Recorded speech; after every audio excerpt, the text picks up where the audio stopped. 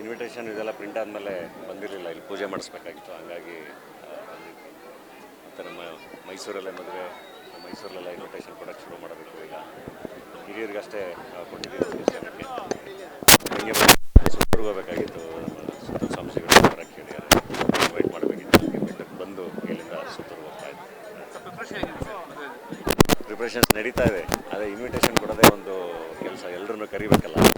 So ಎಲ್ಲ ಕಡೆ ಹೋಗಬೇಕು, ಕರಿಬೇಕು. ಆದಷ್ಟು ಖುದ್ದಾಗಿ ಎಷ್ಟು ಜನಕ್ಕೆ ಕರೆಯೋಕ್ಕೆ ಆಗುತ್ತೆ ಹಾಗೆ ಟ್ರೈ ಮಾಡ್ತಾ ಇದ್ದೀನಿ. ಹೋಗಿ ಎಲ್ಲ ಪ್ರಿಪ್ರೇಷನ್ಸ್ ನಡೀತಾ ಇದೆ. ಎಲ್ಲ ಫ್ರೆಂಡ್ಸು, ಫ್ಯಾಮಿಲಿ ಎಲ್ಲರೂ ಕೆಲಸ ಮಾಡ್ತಾ ಇದ್ದಾರೆ.